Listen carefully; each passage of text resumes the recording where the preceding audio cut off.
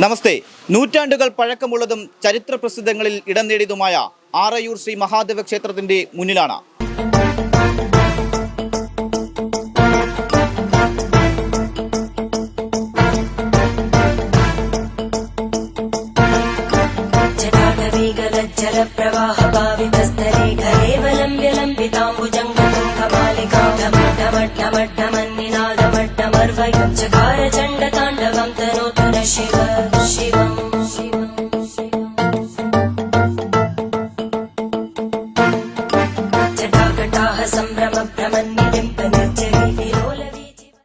പതിനൊന്ന് വർഷത്തിനു ശേഷം നടക്കുന്ന പ്രപഞ്ചത്തിലെ അതിവിശിഷ്ടമായ യജ്ഞമാണ് മഹാരുദ്ര യജ്ഞം.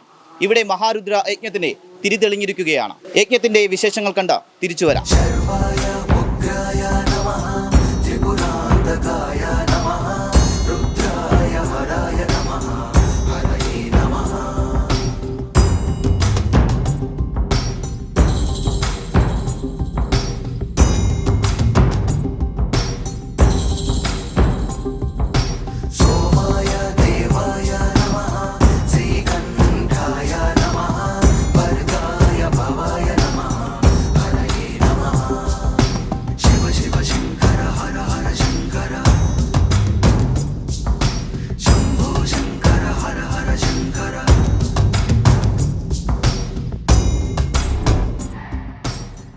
पुनःसमसत्रिपदे चतुष्पदे विश्वं पुष्टाङ्ग्रामे अस्मिन्ननादुरं प्रदानो रुद्रोधनो ब्रूह्यभाचन शर्म यच्छद्विवर्वा स्तुभिश्रुद्रस्तवानो अन्यन्त्रयक्ष्मं निववन्तु सेना परिणो रुद्रस्य हिरण्यर्वाणि सहस्रशो ये रुद्राधिभूते हिरण्यं च मे यश्च मे देवधन्वानि तन्मसि. യജ്ഞം നല്ലൊരു പുണ്യപ്രവൃത്തിയായിട്ടാണ് നമ്മൾ കാണുന്നത്. കാരണം 11 വർഷം കൂടുമ്പോഴാണ് ഓരോ യജ്ഞം ഇവിടെ വരുന്നത്. അതിൽ ഇത് മൂന്നാമത്തെ യജ്ഞമാണ്. രണ്ട് 11 വർഷത്തിന് മുമ്പുള്ള യജ്ഞം കഴിഞ്ഞു. ഇത് മൂന്നാമത്തെ യജ്ഞമാണ്. ഇത് നമുക്ക് എല്ലാവർക്കും നല്ലൊരു ഈ നമ്മുടെ ഈ പ്രദേശത്തിന് നല്ലൊരു അനുഭവങ്ങളും ആൾക്കാർക്ക് വരുന്ന ഒരു യജ്ഞമാണ് ഇവിടെ. പറഞ്ഞറിയിക്കാൻ പറ്റാത്ത ഒരു ഇതാണ് ഇവിടെ നമ്മൾ അനുഭവപ്പെട്ടുകൊണ്ടിരിക്കുന്നത്. മഹാദേവൻ്റെ കാര്യത്തിൽ ഏത് കാര്യത്തിലാണെങ്കിലും നമുക്ക് നല്ല കാര്യങ്ങളെ പറയാനുള്ളൂ. പിന്നെ നമ്മളെല്ലാവരും ഇതിന് വേണ്ടിയിട്ട് ഒത്തിരി ആൾക്കാർ നമുക്ക് ഇതിന് വേണ്ടിയിട്ട് പ്രവർത്തിക്കുന്നുണ്ട്. മാതൃസമിതി അംഗങ്ങളുണ്ട്. മാതൃസമിതി അംഗങ്ങൾ നമുക്ക് നല്ല രീതിയിൽ നമ്മളിതിൽ പ്രവർത്തിക്കുന്നുണ്ട്. പിന്നെ മഹാദേവനെ സംബന്ധിച്ചിടത്തോളം നമ്മൾ ഏത് കാര്യത്തിന് നമ്മൾ വിചാരിച്ചാലും നമുക്ക് ആ കാര്യം നമുക്കിവിടെ സാധിക്കുന്നുണ്ട്. നമ്മൾ ഒരു കാര്യം മനസ്സിൽ വിചാരിച്ചിട്ട് മഹാദേവന് ഒരു പ്രാർത്ഥന പറഞ്ഞു കഴിഞ്ഞാൽ, ഒരു വഴിപാട് നേർന്നു കഴിഞ്ഞാൽ അത് ഉറപ്പായിട്ട് നടത്തുന്നുണ്ട്. അതൊക്കെ ഈ യജ്ഞത്തിൻ്റെ ഒരു ഭാഗമായിട്ടാണ് നമ്മൾ കാണുന്നത്. കാരണം ഈ യജ്ഞം കൂടുന്തോറും മഹാദേവന് ഇത് കൂടിക്കൊണ്ടിരിക്കുകയാണ്, ചൈതന്യം കൂടിക്കൊണ്ടിരിക്കുകയാണ്.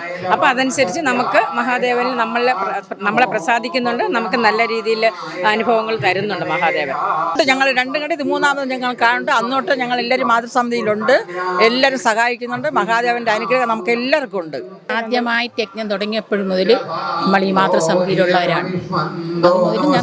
അതുകൊണ്ട് ഞങ്ങൾക്ക് നല്ല ഒരു സന്തോഷം തോന്നും. നമ്മൾ കോവിലിലെ എല്ലാ കാര്യങ്ങളിലും എല്ലാ പൂജകളിലും ഇവിടെ കൃത്യമായിട്ട് എല്ലാം നടക്കുന്നുണ്ട്.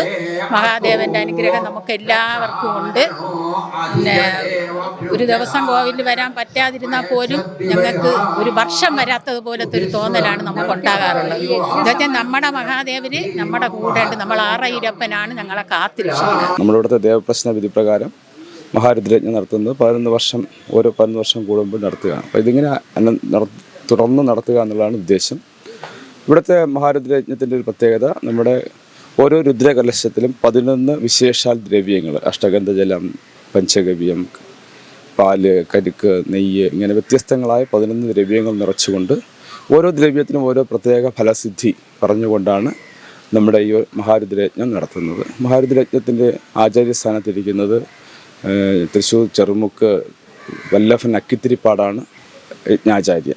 ക്ഷേത്രതന്ത്രി തിരുവല്ല കുഴിക്കാട്ടിലത്തിൽ വാസുദേവൻ ഭട്ടതിരിപ്പാടാണ്. രണ്ടുപേരുടെയും നേതൃത്വത്തിലാണ് മഹാരുദ്രയജ്ഞം നടക്കുന്നത്.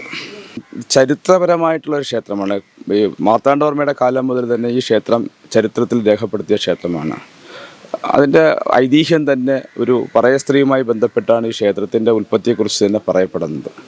ഈ ക്ഷേത്രത്തിൽ ഈ ആറയൂർ ദേശത്തുള്ള എല്ലാ സമുദായങ്ങളിൽ നിന്നുള്ള ആൾക്കാർക്കും ഓരോരോ ചുമതലകൾ കൽപ്പിക്കപ്പെട്ടിട്ടുണ്ട്. അതിനനുസരിച്ച് അവരിപ്പോഴും ആ കാര്യങ്ങൾ ചെയ്യുന്നുണ്ട്. എല്ലാ വിഭാഗങ്ങളുടെയും ഒരു ഒത്തൊരുമ, ജാതി വ്യത്യാസങ്ങളില്ല. തൊട്ടടുത്തുള്ള മറ്റ് ഇതര മതവിഭാഗക്കാരും ഈ ക്ഷേത്രത്തിൽ കാണിക്കയിടുന്നതിനും ദർശനത്തിന് വേണ്ടിയൊക്കെ വരുന്നുണ്ട്.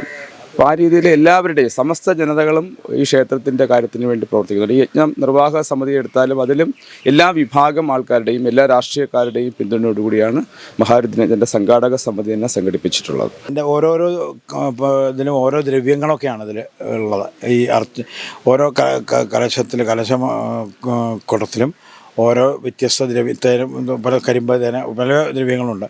അത് ഈ 11 പണ്ഡിതന്മാർ കൂടി ഇരുന്ന് 11 ചൊല്ലിയിട്ടുള്ള ഈ കലശം മഹാദേവന് സമർപ്പിക്കുക. കലശാടയായിട്ടാണ് സമർപ്പണം.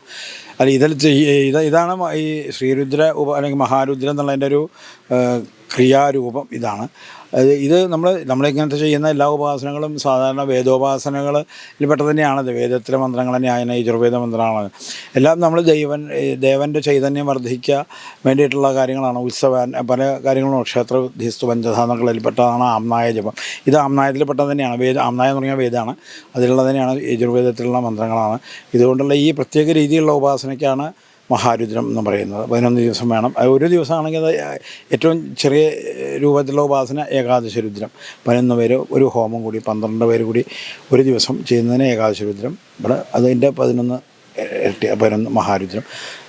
ചൈതന്യം വർദ്ധിക്കാനും അങ്ങനെയാണല്ലോ നമ്മൾ ദേവന് ചൈതന്യം ഉണ്ടാക്കുന്നത് നമ്മൾ തന്നെയാണ്. നമ്മളെ അനുഗ്രഹിക്കാൻ വേണ്ടിയിട്ടാണ്. ഇനിയും ഇതാണ് ഈ ഉപാസനയുടെ ഒരു രീതി. തിരുവിതാംകൂർ ദേവസ്വം ബോർഡിൻ്റെ കീഴിലുള്ള നെയ്യാറ്റിൻകരയുടെ കീഴിൽ ആറയൂർ മഹാദേവ ക്ഷേത്രം ഒരുപാട് ആൾക്കാരും കാര്യങ്ങളൊക്കെ ഇവിടെ തൊഴാനും കാര്യങ്ങളൊക്കെ ഒരുപാട് ദേശത്തു നിന്നും കാര്യങ്ങളൊക്കെ വരുന്നുണ്ട്. അപ്പോൾ അങ്ങനെ ഈ ഒരു മഹാരുദ്രം ഈ ഒരു പങ്കെടുക്കാൻ കഴിഞ്ഞതിലും ആ മേൽശാന്തിയായിട്ട് ഇരിക്കാൻ കഴിഞ്ഞതിലും ഞാനും ഭഗവാനോട് വളരെയധികം കടപ്പെട്ടിരിക്കുന്നു. പിന്നെ ഒരുപാട് ആൾക്കാർ പല ദേശത്തു നിന്നും പല നാട്ടിൽ നിന്നും ഈ മഹാരുദ്രം തൊഴുവാനായിട്ട് വരുന്നുണ്ട് ഇപ്പം നിലവിൽ. അങ്ങനെ നല്ല തിരക്കും കാര്യങ്ങളൊക്കെ ആയിട്ട് അങ്ങോട്ട് മുമ്പോട്ട് പോവുകയാണ്.